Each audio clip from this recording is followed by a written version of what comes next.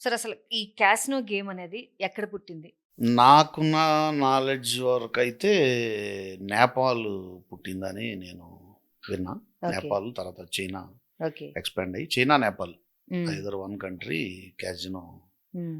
Start అయినట్టు నాకున్న knowledge వరకు. ఓకే. సో, అందుకే మా దగ్గర స్టాఫ్ కూడా ఓహ్! డీలర్సు అంటే ప్రొఫెషనల్ దీంట్లో డీలర్స్ గానీ, సూపర్వైజర్స్ గానీ, డీలర్స్, ఇన్స్‌పెక్టర్స్ గానీ ఈళ్ళంతా నార్త్ ఈస్ట్ స్టేట్సు, ఓహ్! నేపాలు ఆ ఓకే. పక్క మా దగ్గర ఎక్కువుంటారు. సో, మన తెలుగు వాళ్ళు ఎవరుండరా? తెలుగు వాళ్ళున్నారు మన దగ్గర స్టాఫు. కానీ హ్మ్. మార్కెటింగ్ సైడ్ ఉంటారు వాళ్ళు. అంటే ఓకే. లాంగ్వేజ్ మ్యాటర్స్ కదా! లాంగ్వేజ్ మాట్లాడి లోకల్ లాంగ్వేజ్ మాట్లాడి ప్లేయర్‌లని ఆళ్ళని అట్రాక్ట్ చేయడం కోసం మార్కెటింగ్ స్టాఫ్ వరకు సో, మన డీలర్స్ అయితే మన తెలుగు తెలుగోళ్ళున్నారు. వాళ్ళు ఎవరు ఉండరు.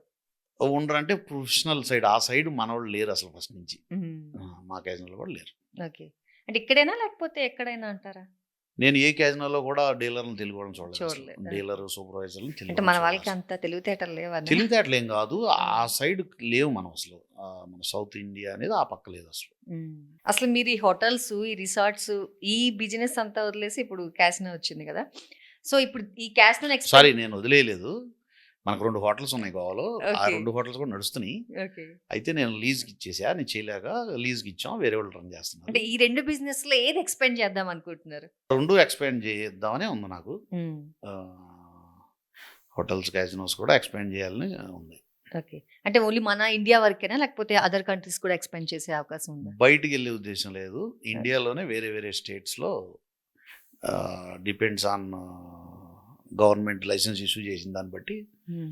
ఆల్రెడీ మనం వన్స్ అపాన్ ఏ టైమ్ మనం పాండిచ్చేరిలో అప్లై చేయడం జరిగింది లైసెన్సు. ఓకే. కొన్ని కారణాల వల్ల రాలా. హ్మ్. లైసెన్స్ ఇష్యూ చేయలేదు ఆళ్ళు. మనకే కాదు ఏ క్యాసినోకి కూడా ఓకే. ఇవ్వలేదు. ఓకే. ఫ్యూచర్‌లో స్టేట్స్ పేర్లు అనవసరం. మేము అప్లై చేయడానికి రెడీగా అంటే ఉన్నాం. ఇప్పుడు వేరే స్టేట్స్ ఏ గవర్నమెంట్ యాక్చువల్‌గా దీనికి రెడీగా ఉంది? మనము పెట్టినా కూడా యాక్చువల్‌గా లైసెన్స్ ఇది ఇవ్వడానికి? స్టేట్ గవర్నమెంట్ జ్యూరిడిక్షన్‌లోకే వస్తదండి. ఇది సెంట్రల్ గవర్నమెంట్‌తో సంబంధం లేదు లైసెన్సింగు. ఓకే.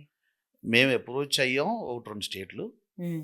ఆళ్ళు గనక ఇదిగా ఉంటే ఫేవర్‌గా ఉంటే మేము ఆళ్ళు లైసెన్స్ ఇష్యూ చేస్తే మేము పెడతానికి సిద్ధంగా ఉన్నాం.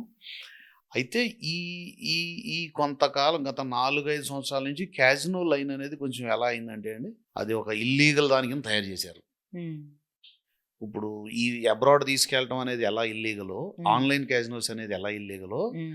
మేము లీగల్‌గా ఇన్ని లైసెన్స్ ఫీజులు పెట్టుకొని ఇంత ప్రాపర్‌గా జస్ట్ లైక్ రిసార్ట్ నడిపితే ఎలాగో అలా క్యాజినో నడుపుతా లీగల్‌గా నడుపుకుంటున్నా గానీ, మమ్మల్ని కూడా ఒకే ఘాట్లో కట్టి ఈ క్యాజినో అంటేనే ఇల్లీగల్ అనే పరిస్థితికి తీసుకొచ్చేసారు మమ్మల్ని. అవును. ఈ సో కాల్డ్ ఏజెంట్లు గాని, హ్మ్. సో, ఇల్లీగల్ చాలా పెద్ద క్యాజినోస్ పెద్ద ఏజెంట్లున్నారని విన్నాం గదా! సో, ఏమైనా నేమ్స్ చెప్తారా? ఉన్నారు. ఇక్కడ ఏజెంట్లు ఆళ్ళ పేర్లు మనం తీసుకోవటం అంత మంచిది కాదు. ఆళ్ళు అంటే వీళ్ళు పొలిటికల్ సైడ్ అంటారా? లేకపోతే అంటే వీళ్ళకి పొలిటికల్ బ్యాక్‌డ్రాప్ ఉంది. వాళ్ళ సపోర్ట్ ఉండే వీళ్ళింత చేయగలుగుతున్నారా? కొంతవరకు ఉంటదండి. లేకపోతే చేయలేరు. సో, గవర్నమెంట్ సపోర్ట్ ఉండడం వల్ల గవర్నమెంట్ సపోర్ట్ ఏం కాదు. Politicians support. ఓకే. గవర్నమెంట్ ఎందుకు సపోర్ట్ చేస్తది? హ్మ్. సో, పొలిటీషియన్స్ అంటేనే గవర్నమెంట్ గదా!